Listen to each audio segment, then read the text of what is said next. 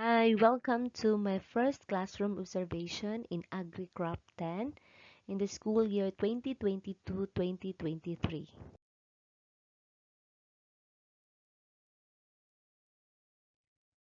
To start with, let's have first an opening prayer.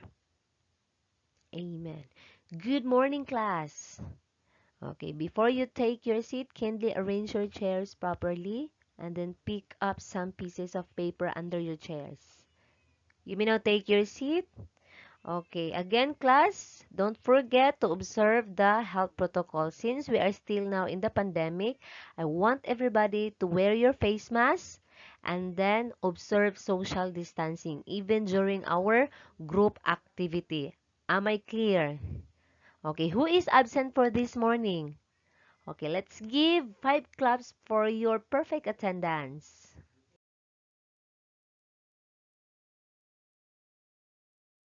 Before we proceed to our next topic, let's have first go back to our previous discussion. So last meeting, we discussed a lot about the market and its product development, right? Okay, so now, what is the meaning of the abbreviation SWOT or SWOT? Yes, the word SWOT stands for strength, weaknesses, opportunities, and threats. How about what is the difference between wants and needs? Yes, when we see needs, that is an essential to every individual so he or she may able to live with dignity and pride in the community where he or she lives. While wants, that is, yes, our desires, luxurious and extravagance that signify wealth and expensive way of living. So, for example, of the ones like, yes, accessories, traveling around the world, eating in a expensive restaurant, okay, and etc.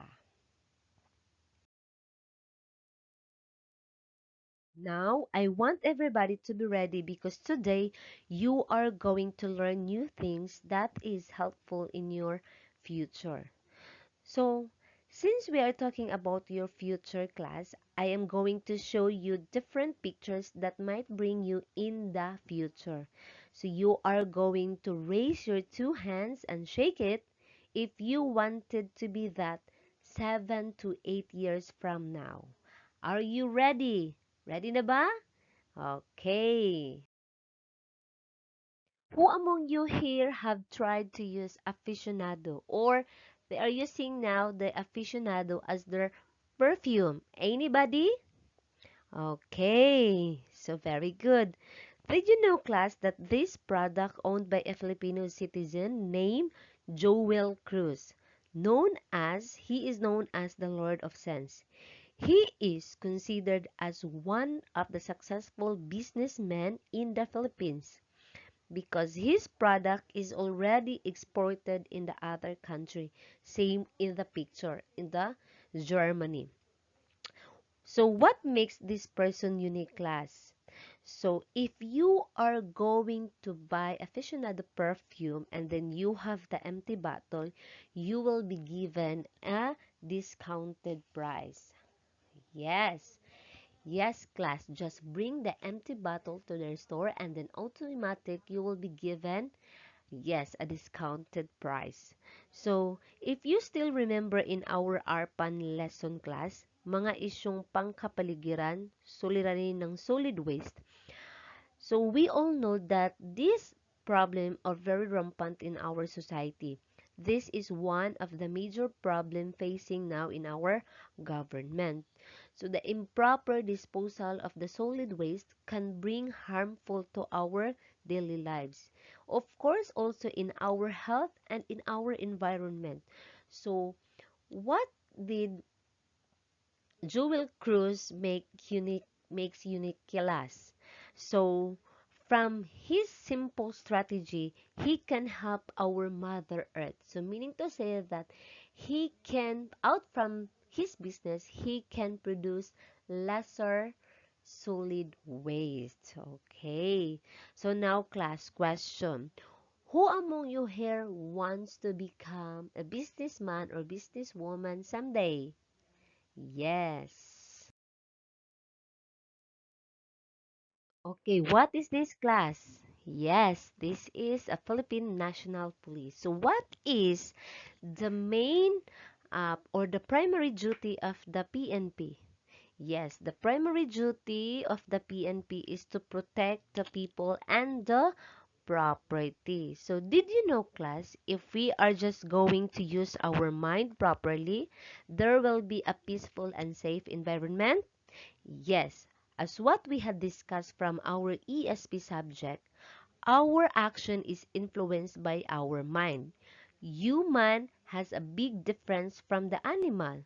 We can comprehend, we can understand, we think, and we all know what is right and wrong.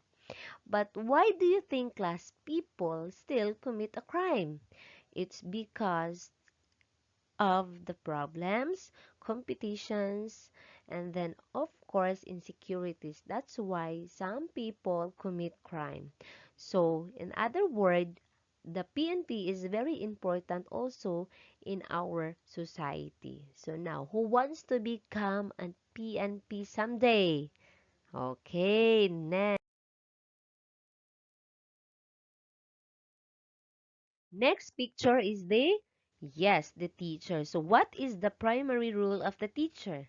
Yes, teacher is to teach students. So what we are doing now, class, is our duties and responsibilities. It is our duties to deliver quality education and of course to produce responsible citizen in the society. So who wants to become a teacher someday? Very good.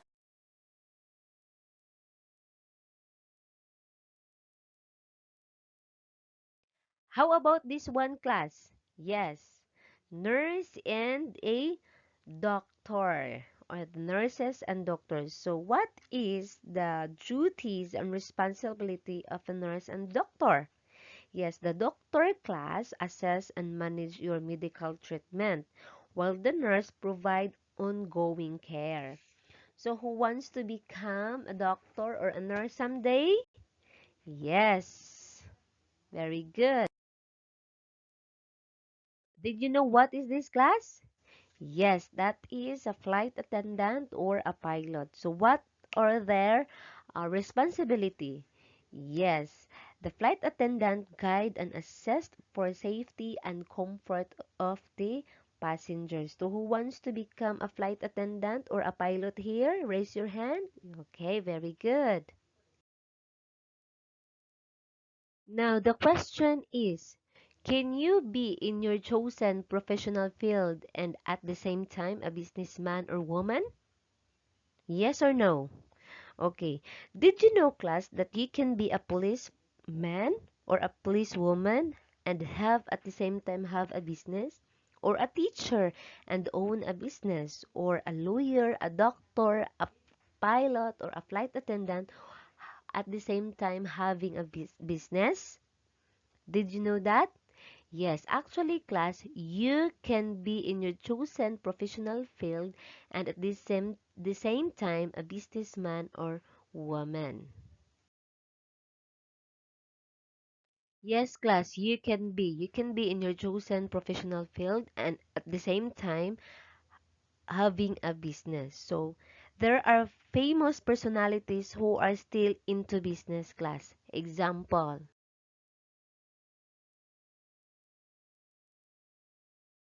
this one, class, Manny Pacquiao, a billionaire. Yes. Did you know, class, that he owns this one? He is also a businessman? Yes, exactly.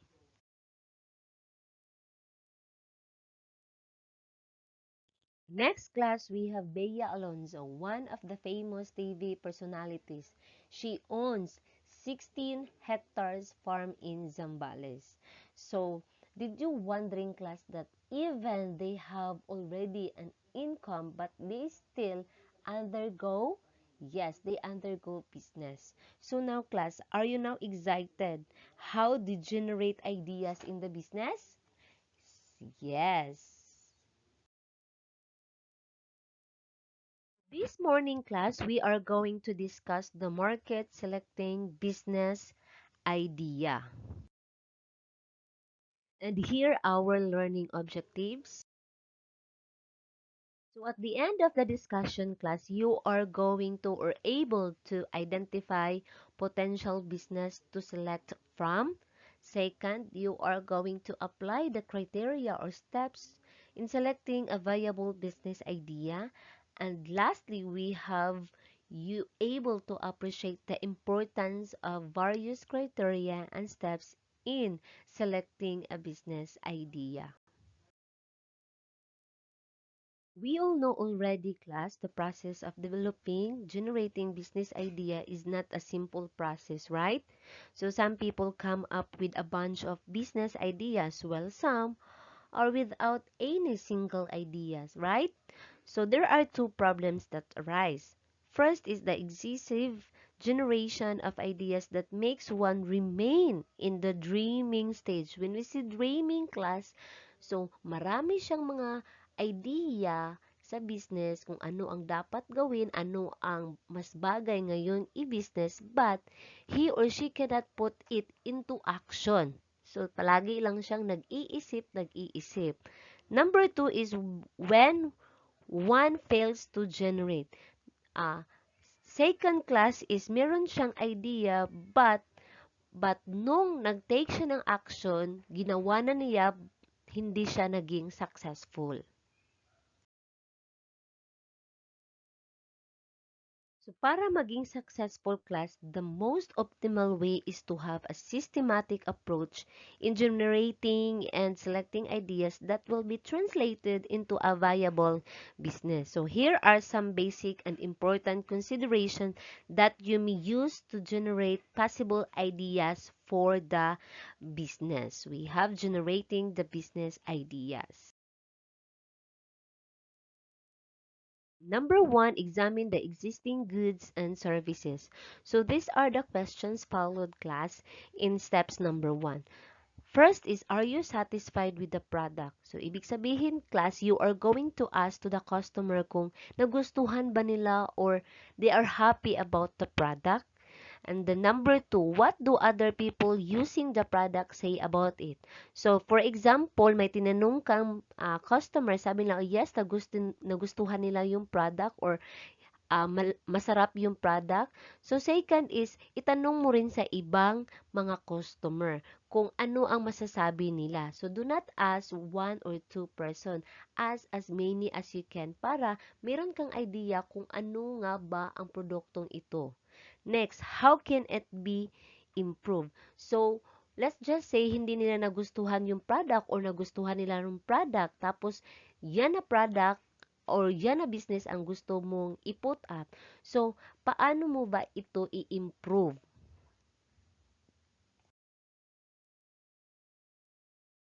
In addition, class, you introduce new ways of using the product, making it more useful and adaptable to the customer's need. If you really wanted to have that kind of the business. So, if you are improving the product or enhancing it, meaning to say, you undergo innovation. Next is the intervention, introducing an entirely new product to replace the old one. So, usually, class, this intervention in the technology. Like, for example, yung cellphone natin before, di ba, keypad pa siya. Ngayon, Android na, yung television, and then we have the computer, right? We have the laptop, and many more. And next is examining what goods and services are sold outside the community. So this is also, class, your basis if you are going to put up a business. So usually happens, class, this you are going to sold out in the outside the community, usually mga raw material ito. So hindi usually papasok ang innovation and of course the intervention. Okay, next we have examined the present and future needs. So look and listen to what the customers, institutions, and communities are missing in terms of goods and services. So for example, the needs are already obvious and felt now. We have also needs are not that obvious because they can only be felt in the future in the event. So like for example, class, here in our school, 'di ba, wala tayong school canteen. So, alam natin yung mga needs ninyo. Wala tayo ditong school canteen, wala tayong store, right? So, yung mga needs ng mga student is dapat may pagkain. Dapat may mga school supplies para kung may mga kailangan sila, bibili lang sila dito sa paaralan. So, since wala tayo dito, so may mga students and of course the teacher, they sell food and then of course school supplies para mabigay yung mga needs sa mga estudyante natin dito. Next class, we have the future need. Best example class is our electricity. So in your science class, you discuss the different sources of electricity.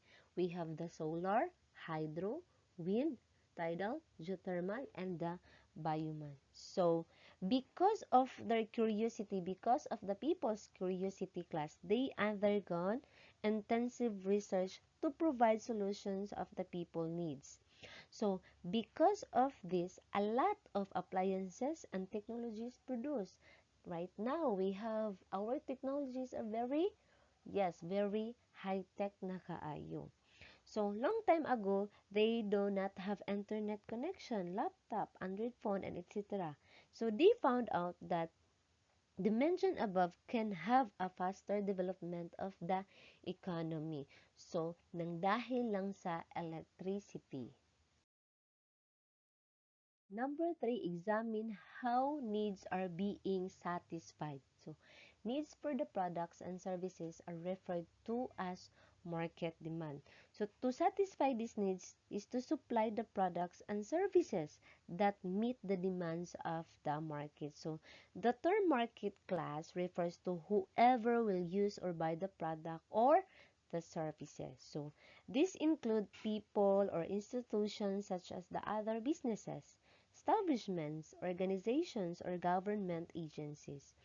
So this is a very good business opportunity when there is absolute lack of supply of a pressing market demand. So this one class in number 3, papasok dito yung ARPAN subject na dinidiscuss sa inyo, the supply and demand. We all know class that the higher the supply and the demand is low, so the price is what? Yes, the price is low. If the supply is low and the demand is high, so what will happen to the price? Yes, very good. The price is high. So, dapat class, kung nagkakaroon ka na ng idea kung anong business ang iyong i-put up, dapat alam mo kung kailan ka mag-produce, kailan ka gagawa ng marami, or kailan ka yung maliit lang ang gagawin mo or i-produce mo.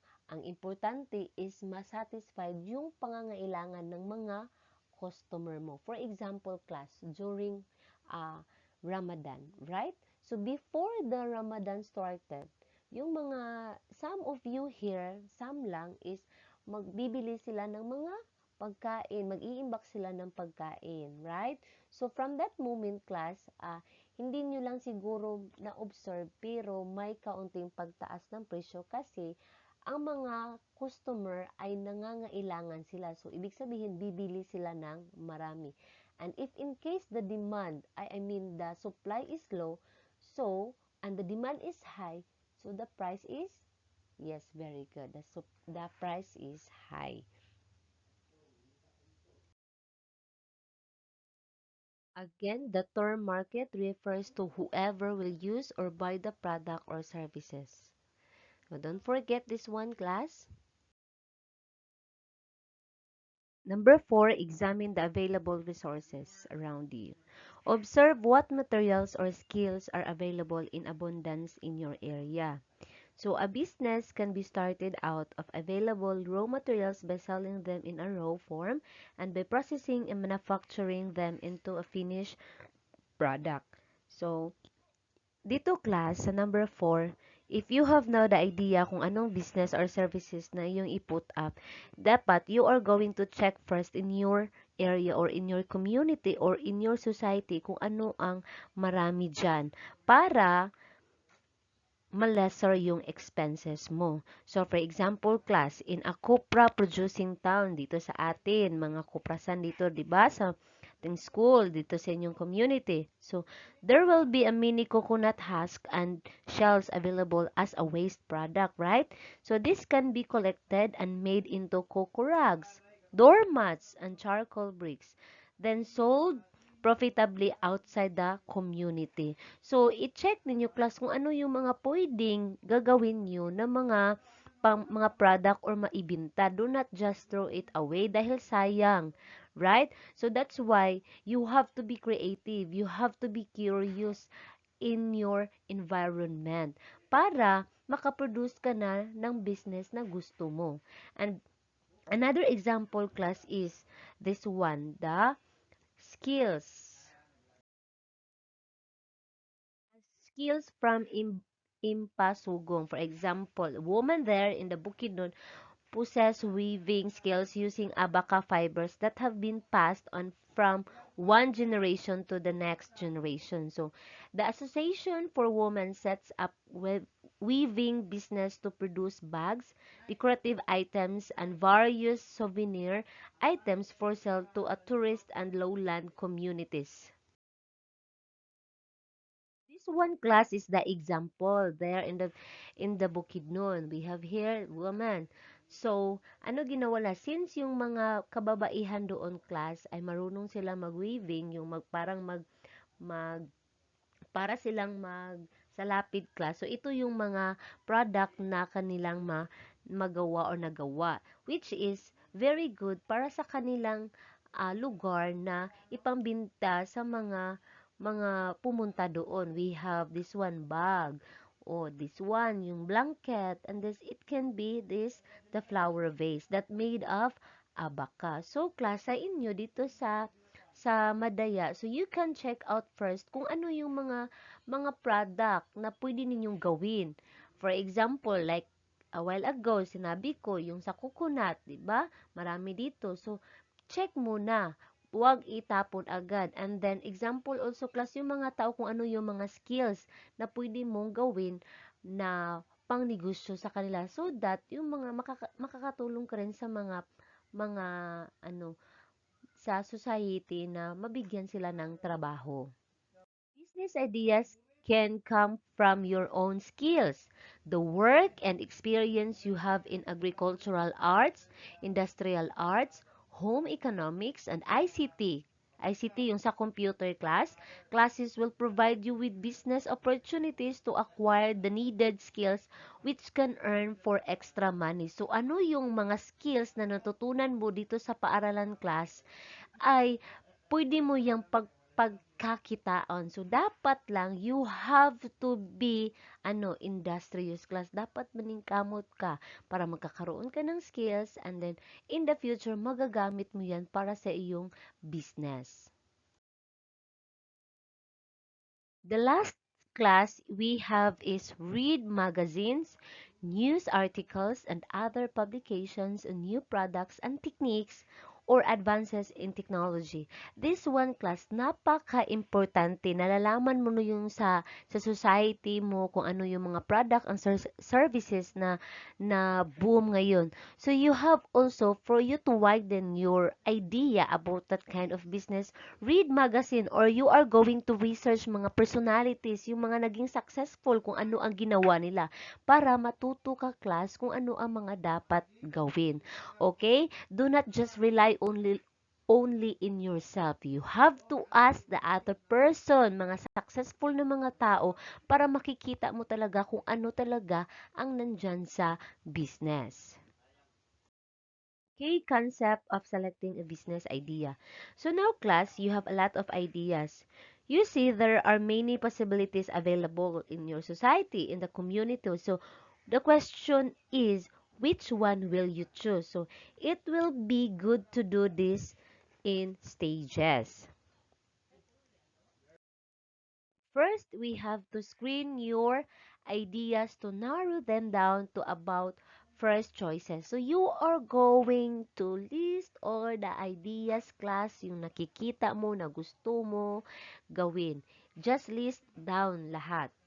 Pagkatapos, trim down the 5 choices into 2 options. For example, this one class in the second stage, meron kang mga business na gusto mong i-put up, mga 10 businesses. So, you are going to narrow.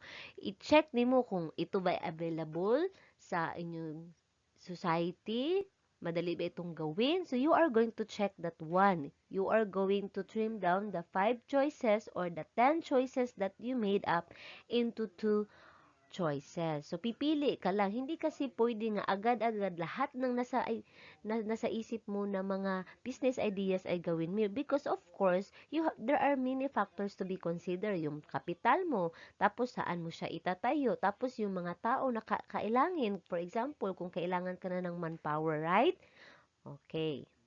So, in the final stage class, you have now the 2 choices. So, you are going to choose between the two and decide which business idea is worth pursuing. So, sa kanilang dalawa class, iyong titingnan, ibalansi mo ng mabuti. Sino ba talaga ang gusto mo?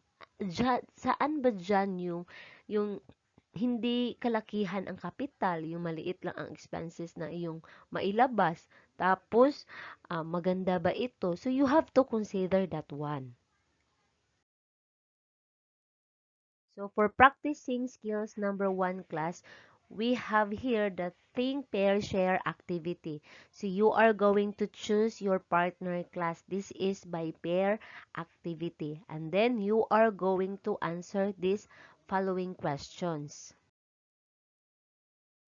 I will give you 5 minutes to answer this one. So remember, this is a think, pair, share activity. This is by pair. So first question, how much capital is needed to put up the business? Number 2, how big is the demand for the product? Do you mainly need people this product and will continue to need it for a long time? Number 3, how is the demand met? Who are processing the products to meet the need, competition or demand? How much of the need is now being met? Number 4, do you have the background and experience needed to run this particular business? And last, we have, will the business be legal, not going against any existing or foreseeable government regulation? And number 6, is the business in line with your interest and expertise? Okay, so class, you are going to answer this one into 5 minutes. So this is how you are going to examine your business ideas formulated a while ago. Okay, so any questions? Questions? Clarification? Okay, none so far. So later class, I will discuss the rubrics for this activity. So you may now start. Hey, at this point class, we will have our practicing new skills number 2. So we will have a differentiated activity. So this time class, I will group you into 2. Group 1 class, you have here draw me. So first is you are going to identify potential business to put in your community. Second, put a name in your business and illustrate it. So you are going to use this cartolina class. Please draw your output or your business idea here. I know now you have your coloring materials. And next is you are going to explain how you come up that business idea. And last, you are going to choose one representative to present your output. Okay, are you ready? Thank you.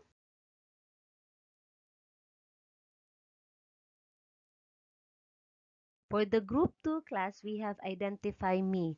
So you are going to assemble this cut out pictures. So I will going to provide you cut out pictures and then arrange the pictures according to the steps in generating business idea.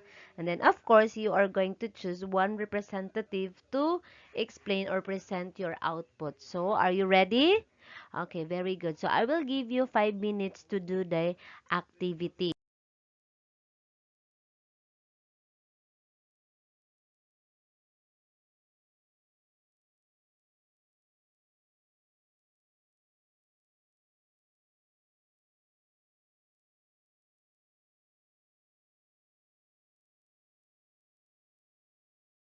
And this is the basis for your activity rating. We have quality of output, neatness of work, cooperation. So you will, if all of you, this one, you have an excellent output, and then you work perfect and exceptional, then of course all of the members of the group are helping each other, so you will be given 5, which is the highest point. So and then followed by 4, 3, and 2. So please be reminded with these rubrics. Any questions, clarification? Okay, you may now start. So this time I will read your rating. Okay, for the developing mastery activity class that leads to formative assessment, so you are going to identify what potential business idea is described in the sentence. So I will read the sentence class, and then you are going to answer those steps in generating business ideas. So letter A, we have examined the existing goods and services. Letter B, examine the present and future needs. Letter C, examine how needs are being satisfied. D, examine the available resources around you. And letter E, read magazines, articles on the new products and technology. So I will going to read the questions class, and then just answer me letters only, A, B, C, D, and E. Any questions, clarification? Okay, let's now start. Okay, answer this one. Number one, the internet serves as library where you can browse, surf on the possible business. Number two, the business firm needs raw materials, maintenance, and other services such as selling and distribution, which are good sources of ideas for business. Number three, business ideas can come from your own skills. Number four, it will also guide you on how to put the right product in right place, price, and time. Number five, you introduce new ways of using the product, making it more useful and adaptable to the customer's many needs.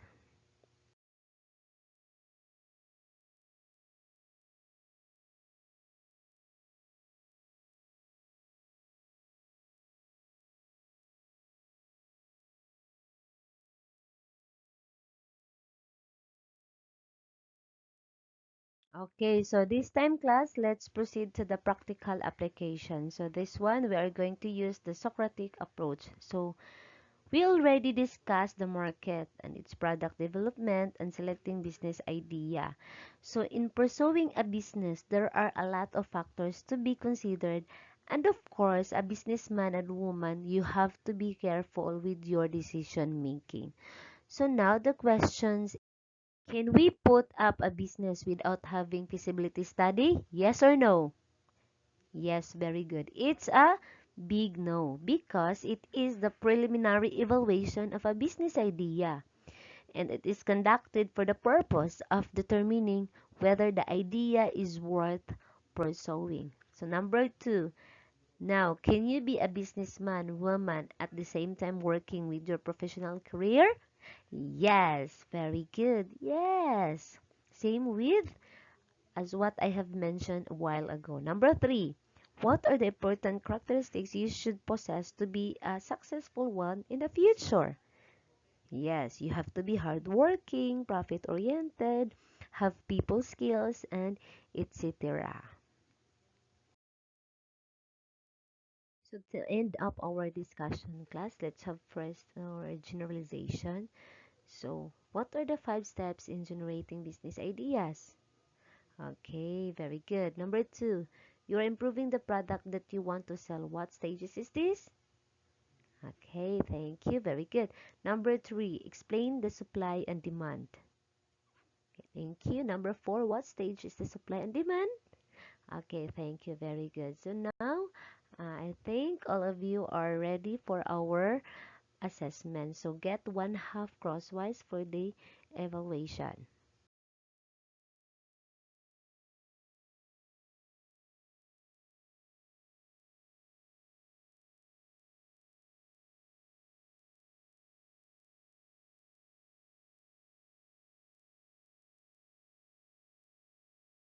So answer this one. We have part 1, identification, and the number 2 is the essay. You may now start answering. This will be your assignment class. In generating a business idea, environmental scanning is very important. So utilize the SWOT or the SWOT analysis below to list all observation and write this one in a 1/2 crosswise. So this one you are going to write the strength, the weaknesses, the opportunities, and the threats. So submit this one tomorrow. And finally, class, thank you for your cooperation and listening. So God bless us all.